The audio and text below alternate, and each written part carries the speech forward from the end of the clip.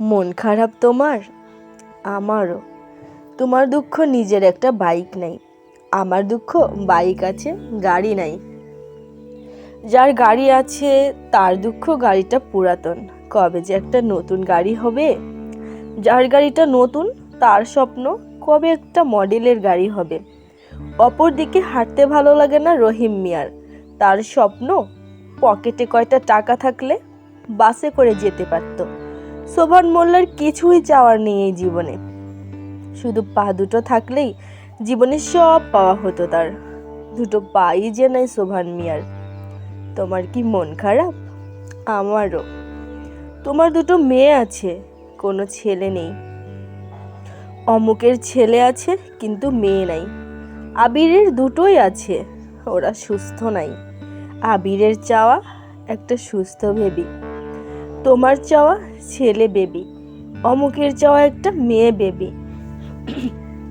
নার্গিসের আফসোস অমুকের বাচ্চাগুলো কত সুন্দর, কিন্তু তারগুলো কেমন জানি। রাইসার জীবনে একটাই চাওয়া, শুধু একটা বেবি।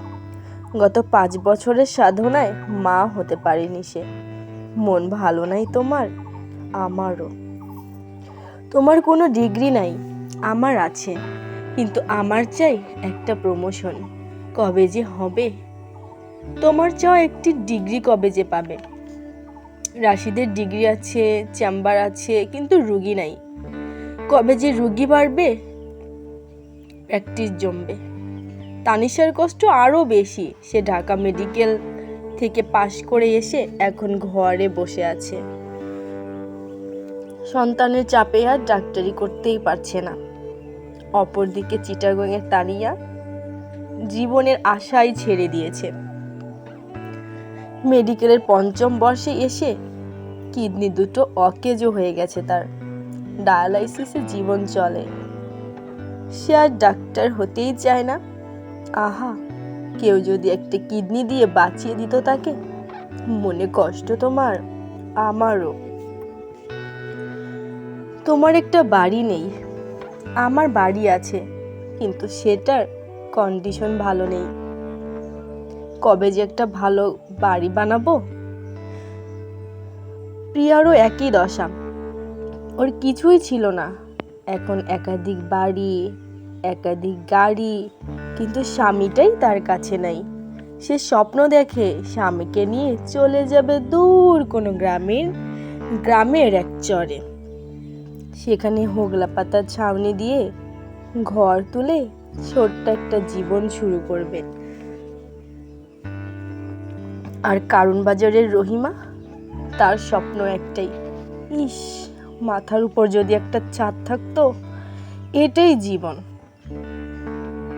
চাহিদা প্রাপ্তি থেকে সর্বদা সমান দূরত্ব বজায় রাখে। প্রাপ্তির খাতা যখন লম্বা হয়, চাহিদার পর্দাটা ততই বড় হয়। চাহিদা আর প্রাপ্তির দূরত্ব তাই সর্বদাই সমান। উঁচু নিচু, ধনী গরিব সবার জন্য এটা সমানভাবে প্রযোজ্য। কি দরকার তাই মন খারাপ করে? আসুন না ভালো থাকি। খারাপ রাখার দত্তটাই না হয় খারাপ থাকুক। দর্শক বন্ধুরা, আমার আজকের ভিডিওটা, আমার আজকের কথাগুলো তোমাদের কাছে কেমন লেগেছে অবশ্যই কমেন্টের মাধ্যমে তোমাদের মূল্যবান মন্তব্য জানাবে। ভিডিওটি ভালো লেগে থাকলে একটা লাইক করতে ভুলবে না। আর আমার চ্যানেলে যদি নতুন হয়ে থাকো, প্লিজ আমার চ্যানেলটা সাবস্ক্রাইব করে বেল বাটনটা অন করে আমার পাশেই থেকে যেও। আমার কথাগুলো অনেক বেশি ভালো লাগলে ভিডিওটি তোমার বন্ধু বান্ধব আত্মীয় স্বজনদের কাছে শেয়ার করে দিতে পারো। আজকের মতো এখানেই বিদায় নিচ্ছি। আল্লাহ হাফেজ।